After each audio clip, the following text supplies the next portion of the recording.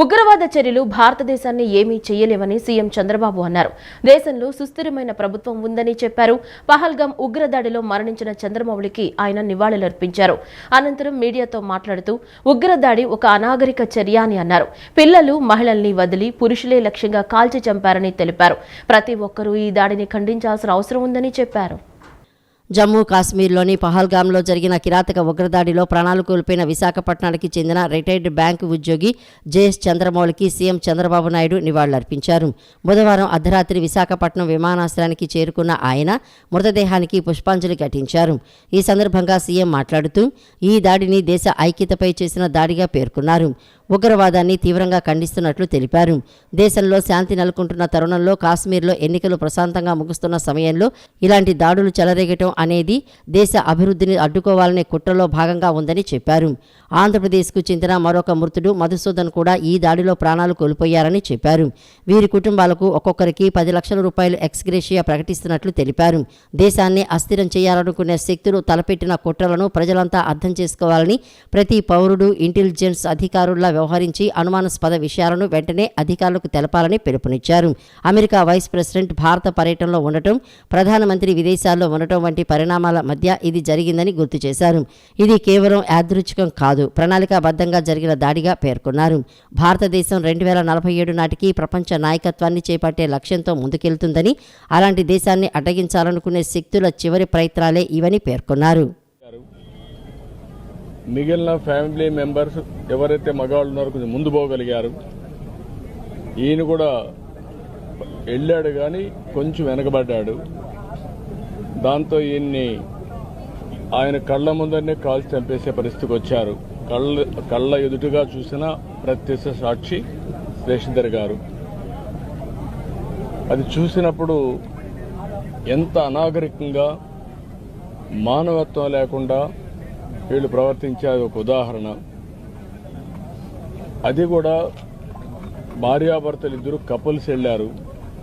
విశాఖపట్నం నుంచి 3 కపుల్స్ వెళ్లారు. ఆడవాళ్ళను వదిలిపెట్టి మగవాళ్ళనే కాల్చారు సెలెక్టివ్గా. అదే మరి ఇవన్నీ చూస్తే ఒక టార్గెటెడ్గా కావాలని చేశారు తప్ప ఇంకోటి కాదు. ఇది ఆర్గనైజ్డ్గా కూడా వెల్ ఆర్గనైజ్డ్గా చేశారు. గడిచిన 3-4 సంవత్సరాలుగా అక్కడ ఎలాంటి గొడవలు లేకుండా ప్రశాంతంగా ఉంది.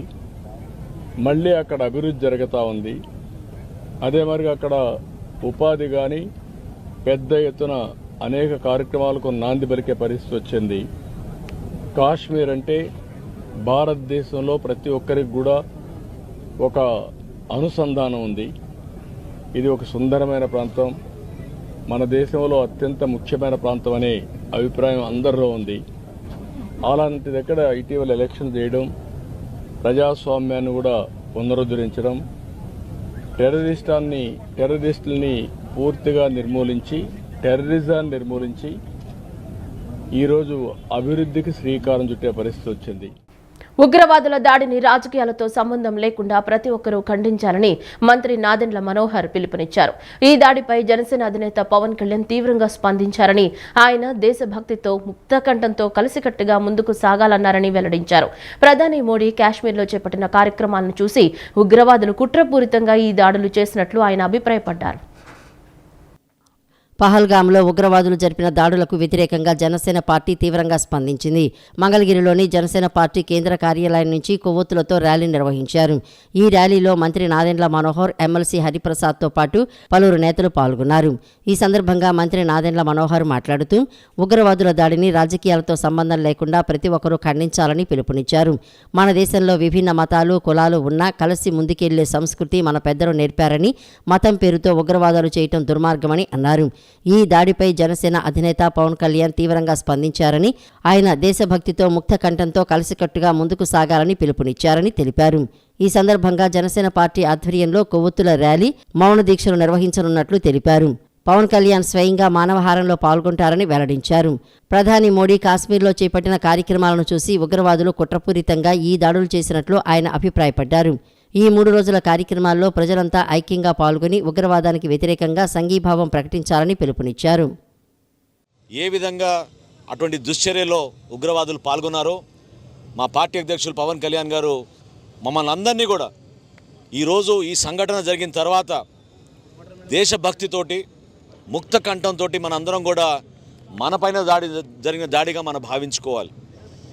ఆ కుటుంబాలకి మనం సానుభూతి తెలపడమే కాకుండా భవిష్యత్తులో ఎవరు కూడా ఇటువంటి హేయమైన చర్యను పాల్గొనకుండా మనం ఒక స్ట్రాంగ్ మెసేజ్ ఇవ్వాలని మా పార్టీ అధ్యక్షులు పవన్ కళ్యాణ్ గారు కోరారు. రాష్ట్ర వ్యాప్తంగా 3 రోజుల కార్యక్రమం జనసేన పార్టీ నుంచి చేపట్టబోతున్నాం. ఈరోజు కొవ్వొత్తుల ర్యాలీ సంఘీభావం తెలుపుతూ ఆ కుటుంబాలకి ఒక నమ్మకం, భరోసా, మీ అందరం మీతో ఉన్నాం, ఇటువంటి బాధాకరమైన సంఘటనలో మా వంతు మేము నిలబడతాం అనేది తెలియపరచడానికి కోసం చేస్తున్న ఈ కార్యక్రమం. ఈ ర్యాలీతో పాటు రేపటి రోజున దీక్షలు నిర్వహిస్తాం. ఎల్లుండి స్వయంగా పవన్ కళ్యాణ్ గారు కూడా పాల్గొని మానవహారంలో ఒక స్ట్రాంగ్ మెసేజ్ భారతదేశానికి, మన ప్రజలకి అందరం కలిసి ఉండాలి. ఇటువంటి చర్యలు ఇంకొకసారి జరగకూడదు. మనం ఆలోచించాల్సింది మన బిడ్డల కోసం, భావితరాల కోసం, మన దేశ భవిష్యత్తు కోసం. అమర్నాథ్ యాత్రలో హిందువులు భారీగా పాల్గొంటున్న తరుణంలో 145 కోట్ల భారతీయుల మనోభావాలను దెబ్బతీసే విధంగా ఉగ్రదాడి జరిగిందని మంత్రి సత్యకుమార్ యాదవ్ అన్నారు.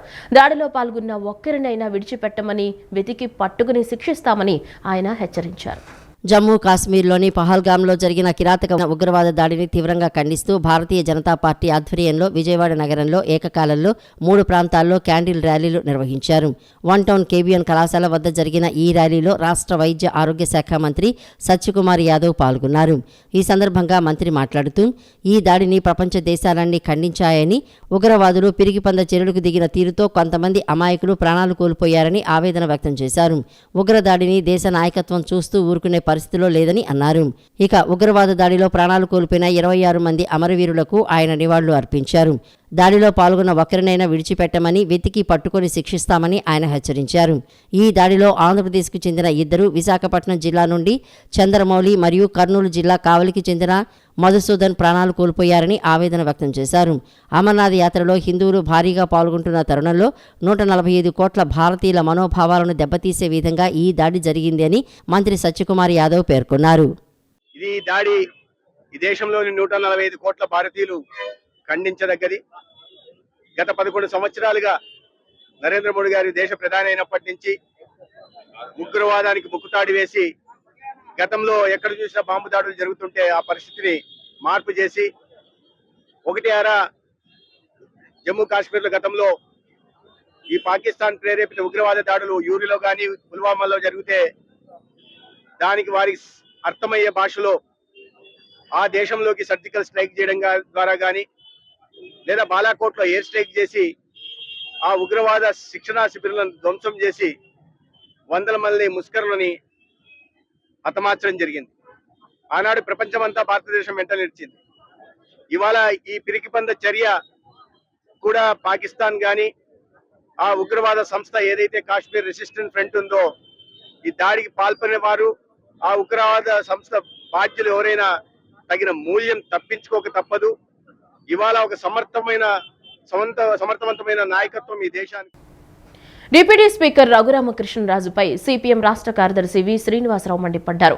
పశ్చిమ గోదావరి జిల్లా ఉండి నియోజకవర్గంలో పేదల ఇళ్లను అన్యాయంగా కూల్చివేయడంపై ప్రభుత్వం వెంటనే చర్యలు తీసుకోవాలని, ప్రోత్సహించిన స్థానిక ఎమ్మెల్యే రఘురామకృష్ణరాజు అరాచకాలను నియంత్రించాలని డిమాండ్ చేశారు. డిప్యూటీ స్పీకర్ రఘురామరాజు నియోజకవర్గంలో గత 40 సంవత్సరాల నుండి నివాసముంటున్న 600 ఇళ్లను కూల్చివేసి మరో 400 ఇళ్లు కూల్చడానికి సిద్ధమయ్యారని సిపిఎం రాష్ట్ర కార్యదర్శి శ్రీనివాసరావు ఆరోపించారు.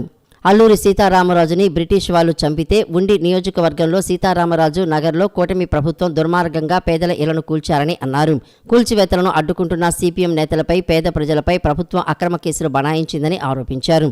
బాలోత్సవ భవన్లో సిపిఎం రాష్ట్ర కమిటీ నేతలు ఉండి నియోజకవర్గంలో పేదల ఇళ్లను కూల్చివేసిన చిత్రాలను ప్రదర్శనగా ఏర్పాటు చేశారు. ఈ సందర్భంగా సిపిఎం రాష్ట్ర కార్యదర్శి శ్రీనివాసరావు మాట్లాడుతూ ఉండి నియోజకవర్గంలో డిప్యూటీ స్పీకర్ చేస్తున్న అరాచకాలను ముఖ్యమంత్రి చంద్రబాబు నాయుడు జోక్యం చేసుకోవాలని కోరారు. రామకృష్ణరాజు బంధువులు ప్రభుత్వ స్థలాన్ని ఆక్రమించుకుని షాపులు నిర్మాణం చేసి అద్దెకిస్తున్న వైనంపై ప్రభుత్వం ఎలాంటి చర్యలు తీసుకోవడం లేదని చెప్పారు. 40 ఏళ్ల నుండి నివాసముంటున్న పేదల ఇళ్లను అన్యాయంగా కూల్చివేయటం సరికాదని, ప్రభుత్వం చర్యలు తీసుకోకపోతే పేదల పక్షాన ఆందోళన చేపడతామని హెచ్చరించారు. మన అసెంబ్లీ డిప్యూటీ స్పీకర్ రఘురామకృష్ణరాజు గారు ప్రాతినిధ్యం వహిస్తున్నటువంటి నియోజకవర్గం. అందువల్ల రాష్ట్ర ప్రజలందరికీ కూడా ఆ నియోజకవర్గం గురించి తెలుసు. అక్కడ ఇప్పుడు విధ్వంసకాండ జరుగుతున్నది. గత 3 మాసాల్లో దాదాపు 800 పేదల వాళ్ళ గుడిసెల్ని బుల్డోజర్లు పెట్టి అక్రమంగా, అన్యాయంగా, దుర్మార్గంగా కూల్చేశారు. ఇక ఆ విధ్వంసకాండ ఇంకా కొనసాగుతుంది, ఆగలేదు, ఇప్పటికీ కొనసాగుతున్నది. మరొక 300-400 ఇళ్లు లేపేయటానికి నోటీసులు ఇవ్వటం, వాళ్ళకి హెచ్చరికలు జారీ చేయడం జరిగింది. వాళ్ళు చేసిన పాపం వల్ల 40-50 సంవత్సరాలుగా సొంత ఇల్లు లేకపోయినా కాలువ గట్ల మీద, రోడ్డు మీద, ఎక్కడ ప్రభుత్వం పొరంబో ఖాళీ స్థలం ఉంటే అక్కడ వేసుకొని, అక్కడ మంచినీళ్ళు లేకపోయినా, కరెంట్ ఉన్నా లేకపోయినా, కనీస సౌకర్యాలు ఉన్నా లేకపోయినా పొట్టకూటి కోసం పనులు చేసుకుంటూ బతుకుతున్నటువంటి పేద ప్రజల్ని అన్యాయంగా ఇప్పుడు ఉన్నట్టుండి ఒక్కసారిగా ఒక పెద్ద ఉపద్రవం, తుఫాను వచ్చినట్టుగా విరుచుకుపడి వాళ్ళందరినీ కూడా లేపేసిన చూసి ఆహాకారాలు. మీరు పెట్టినటువంటి ఫోటో ఎగ్జిబిషన్ కూడా చూస్తే ఇంత దుర్మార్గంగా వ్యవహరిస్తారా? ఢిల్లీలో బుల్డోజర్ సంస్కృతిని దాన్ని మించిపోతున్నటువంటి వ్యవహారం లాగా ఇది మనకు కనిపిస్తుంది. ప్రజల భాగస్వామ్యంతోనే ప్రజాస్వామ్య వ్యవస్థ మెరుగుపడుతుందని మాజీ ఐఏఎస్ అధికారి పివి రమేష్ వ్యాఖ్యానించారు. ఎన్నికల కమిషనర్ను రాజకీయ పార్టీల ద్వారా ఏర్పడిన ప్రభుత్వంతో సుప్రీంకోర్టు చీఫ్ జస్టిస్ సంయుక్తంగా నిర్ణయించాలని అభిప్రాయపడ్డారు. విజయవాడ ప్రెస్ క్లబ్లో మీడియాతో మాట్లాడిన ఆయన ఎన్నికలకు 3 నెలల ముందు రాష్ట్రపతి పాలన విధించి పాలన పూర్తిగా ఎన్నికల కమిషన్ చేతుల్లోకి తీసుకోవాలని ప్రతిపాదన చేశారు. ఈవీఎంల స్థానంలో తిరిగి పేపర్ బ్యాలెట్ ప్రవేశపెట్టాలని సూచించారు. ఎన్నికల ద్వారా కోటేశ్వరులు మాత్రమే చట్టసభల్లో అడుగు పెట్టగలుగుతున్నారని, నేర చరిత్ర కలిగిన వారికే పార్టీలు సీట్లు ఇస్తున్నాయని ఆందోళన వ్యక్తం చేశారు. పోయిన వారం విడుదల చేసిన ఒక రిపోర్ట్లో స్టేటస్ ఆఫ్ డెమోక్రసీ రిపోర్ట్ 2025లో చెప్పేది ఏమిటంటే, ప్రపంచవ్యాప్తంగా ప్రజాస్వామ్యం అనేది చాలా దేశాల్లో పెరిగినా కూడా ప్రజాస్వామ్య వ్యవస్థ క్రమక్రమంగా క్షీణిస్తోంది. 75% జనాభా, మొత్తం ప్రపంచంలో ఉన్నటువంటి 800 కోట్లలో 75% మంది ఒక విధంగా ప్రజాస్వామ్య దేశాల్లో ఉన్నా కూడా వాళ్ళు నియంతృత్వ విధానంలోకి వెళ్తున్నారు అనే ఒక రిపోర్ట్. దీంట్లో మనం ప్రత్యక్షంగా చూస్తే మన దేశాన్ని కూడా గత 75 సంవత్సరాలుగా మనకి 51, 52 నుంచి ప్రతి 5 సంవత్సరాలకో 3 సంవత్సరాలకో ఎన్నికలు జరుగుతున్నా కూడా జరుగుతున్న వ్యవస్థలో క్రమక్రమంగా 2 ముఖ్యమైన అంశాలని మనం గమనించాలి. ఒకటి ఏమిటంటే, రాజకీయాల నుంచి ప్రజలు రాజకీయాల గురించి ఎక్కువ మాట్లాడుతున్నారు కానీ తక్కువగా భాగస్వామ్యులు అవుతున్నారు. లక్ష్మణ్ రెడ్డి గారు చెప్పినట్లుగా ఆంధ్రప్రదేశ్ రాష్ట్రంలోనే 5.5 కోట్ల మంది ప్రజలు ఉన్నట్లయితే 550 మంది కుటుంబాలు మాత్రమే రాష్ట్రాన్ని శాసిస్తున్నట్లుగా కనపడుతోంది. హిందువుల ఐక్యతే దేశానికి శ్రీరామ రక్ష అని హిందువులంతా కలిసి ఉండాలని శైవక్షేత్ర పీఠాధిపతి శివస్వామి పిలుపునిచ్చారు. ఇప్పటికైనా హిందూ జాతి మేల్కొని ఇతర మతాల వారితో లావాదేవీలు చేయకుండా హిందువుల ప్రగతికి సహాయపడే విధంగా ఆచరణలోకి రావాలన్నారు. ప్రపంచం మొత్తం ఈ దుర్మార్గపు దాడిని ఖండిస్తున్నా మన దేశంలోని కొన్ని రాజకీయ నాయకులు, కుహానా హిందువులు మాత్రం స్పందించలేదన్నారు. కాశ్మీర్లో జరిగిన ఉగ్రవాద దాడిపై దేశవ్యాప్తంగా తీవ్ర నిరసనలు వ్యక్తమవుతున్న వేళ హిందూ జేఏసీ ఆధ్వర్యంలో విజయవాడ బీఆర్టీఎస్ రోడ్లో ర్యాలీ నిర్వహించారు. ఈ సందర్భంగా శైవక్షేత్ర పీఠాధిపతి శివస్వామీజీ, హిందూ జేఏసీ నాయకులు నాగలింగం, శివాజీ హిందువుల ఐక్యతను బలపరచాలని కోరుతూ పిలుపునిచ్చారు. ఈ మేరకు వారు మాట్లాడుతూ, హిందువుల ఐక్యతే దేశానికి శ్రీరామ రక్ష అని, కలిసి ఉంటే నిలబడదాం, విడిపోతే చెడిపోతారని అన్నారు. ఇప్పటికైనా హిందూ జాతి మేల్కొని ఇతర మతాల వారితో లావాదేవీలు చేయకుండా హిందువుల ప్రగతికి సహాయపడే విధంగా ఆచరణలోకి రావాలని పేర్కొన్నారు. ప్రపంచం మొత్తం ఈ దుర్మార్గపు దాడిని ఖండిస్తున్నా మన దేశంలోని కొన్ని రాజకీయ నాయకులు, కుహానా హిందువులు మాత్రం స్పందించటం లేదని అన్నారు. ఈ దేశంలో ఇస్లామిక్ ఉగ్రవాదం ఒక తీవ్ర ముప్పుగా మారిందని ఆందోళన వ్యక్తం చేశారు. ఉగ్రవాదానికి మతం లేదని చెప్పే మేధావులు నిన్న జరిగిన దాడిలో హిందువులనే లక్ష్యంగా ఎంచుకున్న విషయాన్ని గుర్తించాలని అన్నారు. ఇది ఓ మతపరమైన ఉగ్రదాడే. ఇప్పటికైనా హిందువుల అందరూ ఐక్యంగా పరస్పరంగా సహకరించుకుంటూ హిందూ సంస్థలను ప్రోత్సహిస్తూ ముందుకు వెళ్లాలని పిలుపునిచ్చారు. ఉగ్రవాద దాడిని ఖండిస్తూ ఈ రోజున విజయవాడ మహానగరంలో సత్యనాపురంలో బీఆర్టీఎస్ రోడ్లో హిందూ జేఏసీ తరపున అన్ని సంఘాలు కలిసి నిరసన ర్యాలీకి, కాగడాల నిరసన ర్యాలీని ఏర్పాటు చేయడం జరిగింది. ఎలా అయితే ఈ ఉగ్రవాద చర్యలు మరి దేశమంతా విస్తరిస్తున్నాయో వాటిని అరికట్టాలని చెప్పేసి ఆ యొక్క దుర్మార్గ చర్యకు పాల్పడిన వారిని కూకటి వేలతో పెకిలించి వేయాలని చెప్పేసి, అది వెనకాల ఏ దేశం ఉన్నా సరే వారికి తగిన బుద్ధి వచ్చేట్టుగా భారత ప్రభుత్వం తెలియపరచాలని చెప్పేసి, వారి ఆత్మలకు శాంతి కలగాలని చెప్పేసి నిరసనని చేస్తున్నాం. మరి ఈరోజు కాశ్మీర్లో అనేక మంది యాత్రికులు వస్తున్నారంటే కేవలం భారతదేశానికే కాకుండా ఆ రాష్ట్రానికి కూడా ఎంతో హైవేజ్ పెరిగినటువంటి సందర్భాలు ఉన్నాయి. మరి ఇవాళ ఈ యాత్రికుల్ని రాకుండా చేయటం అంటే ఒక రకంగా కాశ్మీర్కి ఉన్నటువంటి వస్తున్న ఇన్కమ్ని తగ్గించడం కూడా అవుతా ఉంది. ఇప్పుడే రాజ్నాథ్ సింగ్ గారు అన్నారు, ఇప్పుడే ప్రెస్ మీట్లో చెప్తున్నారు వారు ఏమనంటే యావత్ ప్రపంచం కూడా విస్మయం చెందే రకంగా ప్రతీకార చర్య ఉంటుందని, ఎవరిని వదిలిపెట్టమని చెప్పి వారు చెప్పడం జరిగింది.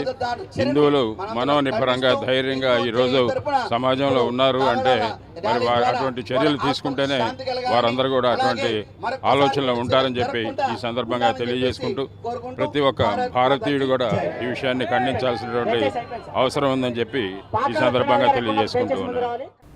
ముంబై నటి వేధింపుల కేసులో అరెస్ట్ అయిన సీనియర్ ఐపీఎస్ సీతారామాంజనేయులకు విజయవాడ కోర్టు మే 7 వరకు రిమాండ్ విధించింది. ఉన్నత స్థాయి పోలీసు అధికారైన పీఎస్ఆర్ ఆంజనేయులు ఈ కేసులో ఆధారాలను తారుమారు చేసే అవకాశం ఉందని రిమాండ్ విధించాలని సిఐడి న్యాయవాది వాదనలతో కోర్టు ఏకీభవించింది.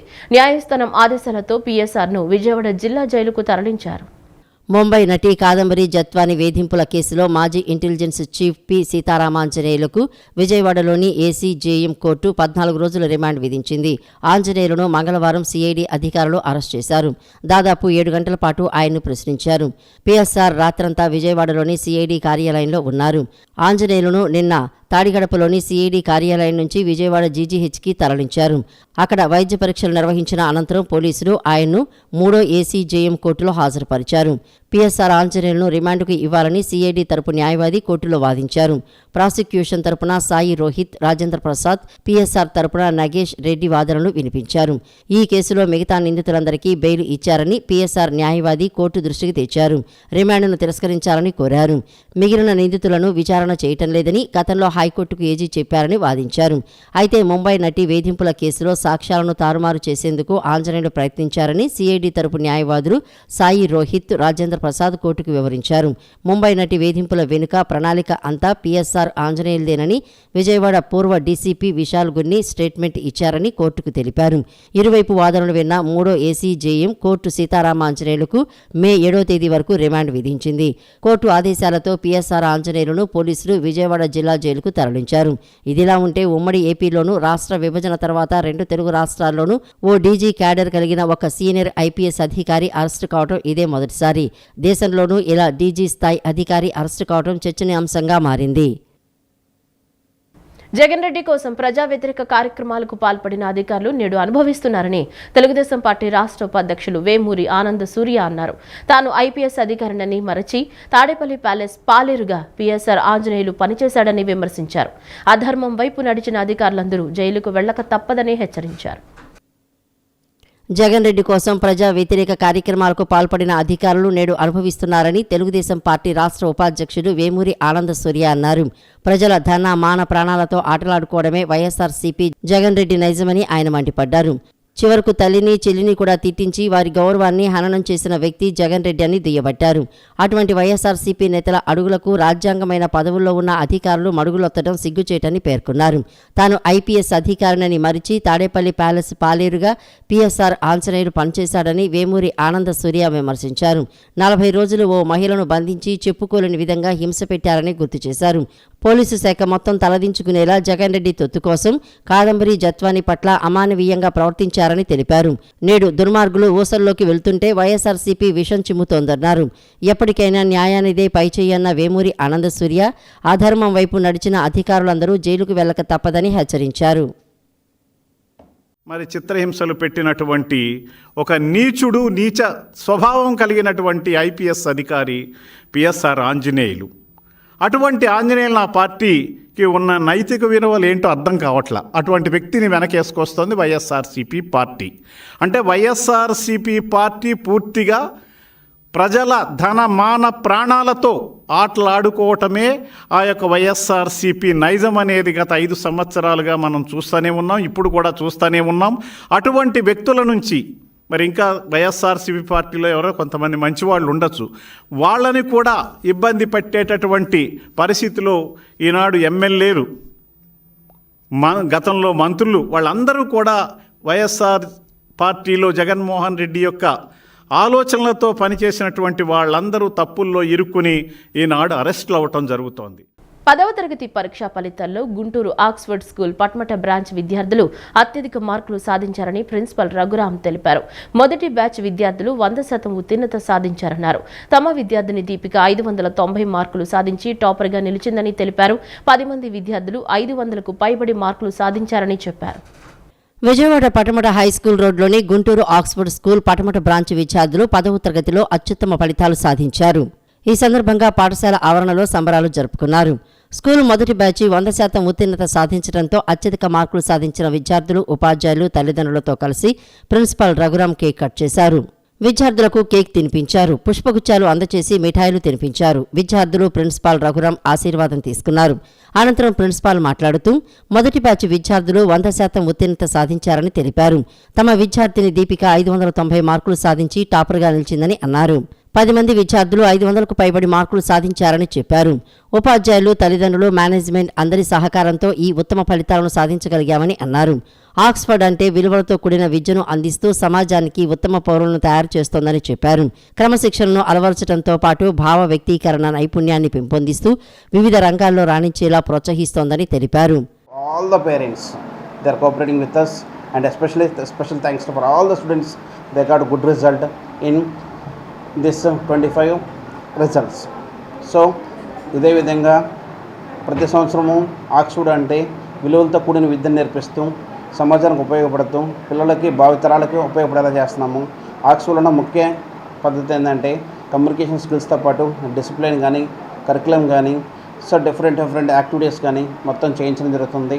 సో ఇది అందరికి మాకు ఎంతో కోఆపరేట్ చేసినటువంటి పేరెంట్స్ అందరికీ ధన్యవాదాలు చెప్తున్నాము. సో దీనికి హైయెస్ట్ మార్క్ వచ్చిన దీపిక వాళ్ళ తల్లిదండ్రులకి స్పెషల్ థ్యాంక్స్. 590 మార్కులు రావడం చాలా ఆనందంగా ఉందని విద్యార్థి దీపిక తెలిపింది.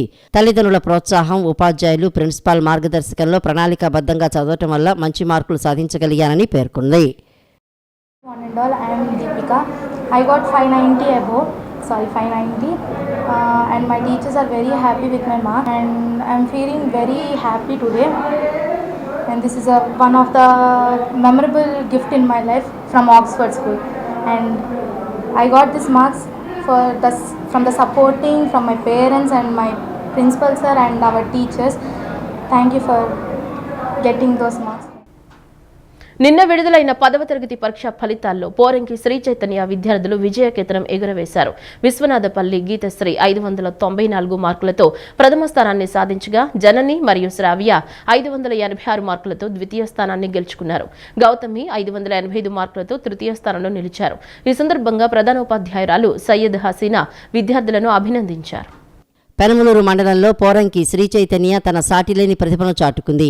2024-25 విద్యా సంవత్సరం 10వ తరగతి ఫలితాల్లో శ్రీ చైతన్య విద్యార్థులు అద్భుతంగా రాణించారు.